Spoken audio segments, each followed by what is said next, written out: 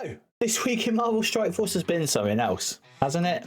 Hard, no cash to spend, free to play till the very On Monday, the Target Blue Marvel event launched, and with it, we got the Race to Blue Marvel milestone. Now, if you've been around for Odin and Professor X, you know the pattern. This Race to event is the only way to get red stars on that new Chase character, at least at launch.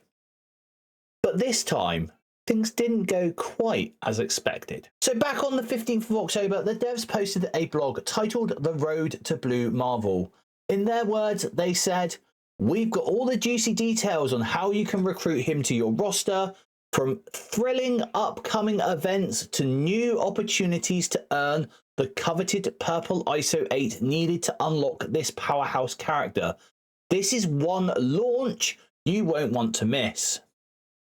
The blog outlined everything: node requirements, combat mods, details about the Race to Blue Marvel event, and even teased those purple ISO 8 opportunities. They wrote, "Your first shot at Blue Marvel's red stars is the Race to Blue Marvel event. While this event will last through the end of the year, earning as many red stars as fast as possible will ensure you stay one step ahead of your competition." They also talked about the 3 ISO 8 purple ions. Everyone level 85 plus will get enough to upgrade one character for 3 through a multi-day web claim event starting on October the 20th. So far, so good. But then Monday came around, and when the Race to Blue Marvel event went live, it wasn't through the end of the year. It was 28 days. And understandably, people were upset. Now, before I get cancelled or lynched in the comments, let me be clear, I don't blame anyone for feeling frustrated. When goalposts move and something we've been told changes, yeah, it stings. People have every right to be upset and to voice that. But here's the thing, so do I.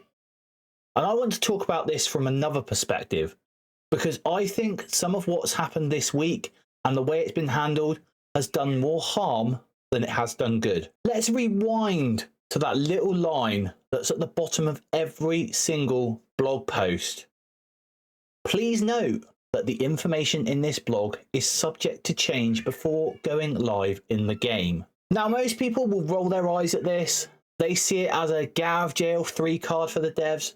And honestly, it kind of is. But it's also a necessary one. It's there because of 2 things: human nature and how live service games work. Humans don't like change. We like structure. We like knowing what's coming. When something is written in an official blog, the community tends to treat it like gospel. But we have to remember, Marvel Strike Force is a live service game. So what does that mean exactly? A live service game is one that's constantly evolving. The developers are adding, tweaking, and balancing things all the time based on data. Player activity, engagement, logins, retention, it all feeds into decisions that change how the game is delivered. It's not static, it's alive. And that means sometimes the plan they originally had doesn't make sense once it's actually live, so they adjust. That's what the disclaimer protects. For events like Blue Marvel, there's always a structure behind the scenes. An unengaged free-to-play player might end up with 0 or maybe 1 red star. A highly engaged free-to-play commander might land 2 or 3. Mid to low spenders, around 5. And those top-end players, the Krakens, they usually get 7. Those brackets aren't arbitrary.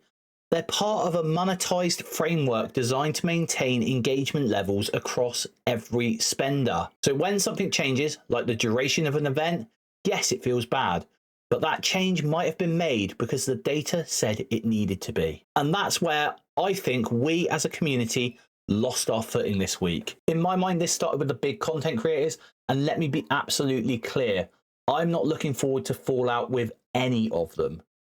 When I first started playing Marvel Strike Force, their videos were the ones that guideposted me and helped me understand the game. I learned from them, but in this instance, I think they went too far. The first thing almost all of them did was highlight this line from the blog. Your first shot at Blue Marvel's Red Stars is the Race to Blue Marvel event, while this event will last through the end of the year. And not one of them mentioned the disclaimer at the bottom. Not one. That omission whipped the community into a frenzy, because taken alone, it sounds like Scopely promised something and then lied. I watched a lot of the reaction videos this week, and honestly, most of them felt like gut reactions. Emotional, immediate, not thought through, no pause to investigate, no asking why might this have changed. There were two things this week that, in my opinion, crossed the line. The first was that title I saw on multiple videos.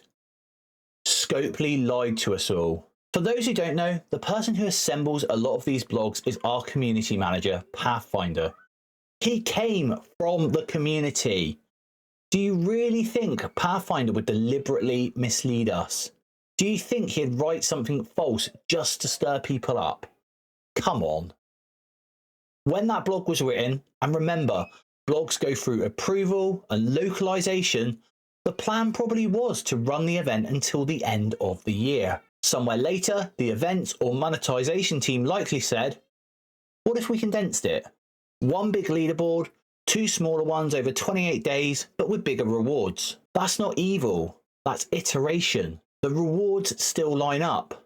Big spenders get 7, mid spenders 5 to 6, engaged free to play 2 to 3. The total distribution stays the same, it just happens faster. And that kind of lines up with their intent, getting purple 4 and 5 into players' hands quicker. They even gave everyone enough for one free purple 5 character through the web claims, something they've never done before. So yeah, I believe their original plan was a longer event, but they shortened it to accelerate progression and yes, maybe generate some extra revenue. We've got to remember, this is still a business. And that brings me to something Dorky Dad said in his video, and I think it really helps illustrate this. He said, if we go in game and look at the actual Blue Marvel event, the places we're getting the red stars, like the completion level, it doesn't feel very good. Now let's break it down. Node 2 requires 5 conquerors at purple ISO 4, and that will get you 1 red star. Node 4, 2 red stars. Node 6, 3 red stars, and this is going to require those 5 cosmic non-mythics at purple ISO 5, which you can use your conqueror characters for. And then 5 city characters at purple ISO 4, which we are getting quite a lot of. Node 7 will give you 4 red stars. This requires 5 city characters at purple ISO 5. Node 8, 5 red stars, 5 non-mythic globals at purple ISO 4. Nodes 9 and 10 are those 6th and 7th red stars, requiring 5 non-mythic globals at purple ISO 5, and then 5 characters total at purple ISO 5. Dorky then went on to say, I've unlocked up to a 2 red star Blue Marvel. I'm halfway done. To reach this point, I had to buy 3 Road to Blue Marvel offers, $40 each, plus another 40, so about 160 total. Now, if the dev's intention was for engaged free-to-play players to reach Node 6, which is 3 stars, then $160 to $200 spender reaching Node 8 and 5 reds makes sense. And let's remember, spending money on this game isn't an investment, it's a hobby. You're spending for the enjoyment and time savings. Now, if we compare that to the top spenders who dropped about $620 to $650 to clear all 10 nodes and reach the 7 reds, who's got the better deal? 1/3 the cost for 2/3 the progress? That's not exploitation, that's tiered engagement. And even if Dorky doubled that to $400 and hit the 7 reds, that's still roughly 2/3 of the total cost others paid. That's patience paying off. So again, this wasn't deception, it was a pacing change, not a betrayal. Now, the second thing I want to bring up was said by only one creator, but I think a lot of people were thinking it. They said, this is why the timetable got crunched. I haven't heard from an official source, this is just a rumor mill, but it makes sense. If you're a big spender and your exclusivity feels threatened, maybe you complain and Scopely bends the knee. That's what probably happened. Now, this is where I draw the line, because when you start saying that's what probably happened with no evidence, you're not informing people anymore, you're speculating. And speculation like that can do real damage. It implies corruption. It tells the mid-spenders they don't matter. It tells free-to-play that the system is rigged, and tells the devs that no matter what they do, they'll be accused of playing favourites. That's toxic, and it doesn't help anyone. And once a rumour like that gets clipped, quoted and shared, it becomes fact in community discussions, and that's how trust erodes. Us creators have a responsibility. Words matter, rumours matter, and once out there, you can't take them back. And that's really what has upset me most this week. Not the event, not the devs, but how quickly we turned confusion into conspiracy. And let's talk about what that means, because there are consequences. First, we have the community impact. This kind of behaviour causes infighting and finger pointing. We start saying, it's the free-to-play fault, or it's the spender's fault, when in reality, most of us are here for the same reasons. We love the Marvel IP, we enjoy collecting the heroes and villains, we like playing this game in our downtime, even if it is just while sitting on the toilet. But when we divide into camps, people start to withdraw. Some get despondent, some just stop spending, some stop playing entirely. And when that happens, it hurts the game. Because both engagement and revenue are what keep Marvel Strike Force alive. I personally know from my time in the Envoy program that Scopely will do what they believe is best for the game. They'll follow their plan, analyse their data, and if something pushes too many players away, they'll course correct.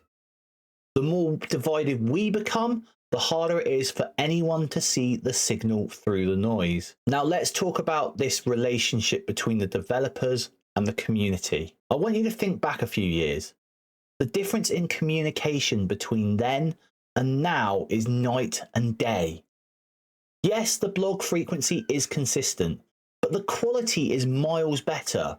We get clearer info, better explanations, and on top of that, more direct communication than ever before. We've had dev interviews revealing full teams and roadmaps. We've had Ryan Jacobson, the general manager, doing live Q&As on Twitch. We get more transparency now than most gaming communities could ever dream of. A lot of gaming studios go totally silent outside of an E3 appearance. We're lucky because our devs are actually talking to us. But if we keep reacting with hostility and rumour spreading every time something changes, that communication could disappear again. Blogs could become vague. Data mines could become our main source of info again, which used to be a huge complaint. Q&As might become scripted or heavily filtered, which I know people already think they are. Because when the developers can't trust how we'll respond, they naturally start saying less.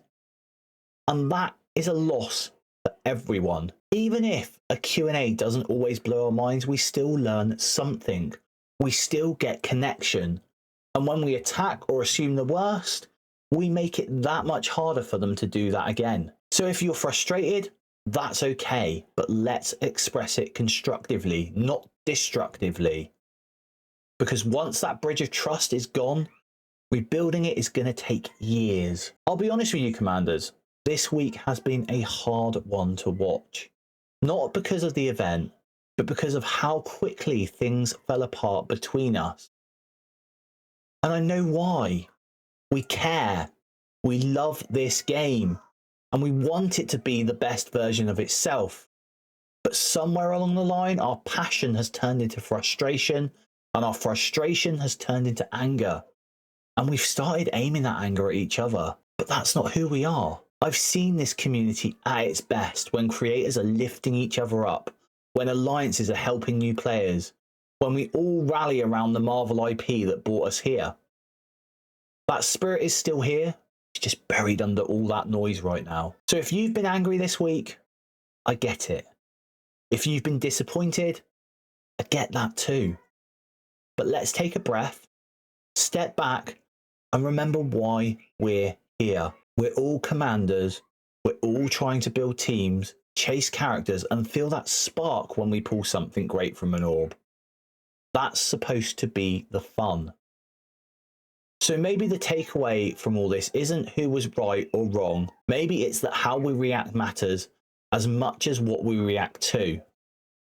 When we choose patience over outrage, understanding over rumor, and conversation over conflict, we're going to make this community much, much stronger.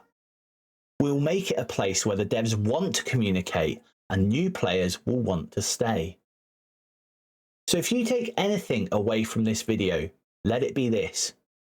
Speak your mind, but do it with respect. Ask questions, but do it with curiosity. And remember, the person on the other side of that comment or tweet, they love this game too. Let's stop tearing each other down and start rebuilding what made this community great in the first place. Because Marvel Strike Force isn't just a game, it's something we share, and that's worth protecting. Thank you for listening, and if you've made it this far, I genuinely appreciate you. Drop your thoughts in the comments and keep it respectful, and let's move forwards together. And as always, Commander, keep building positively.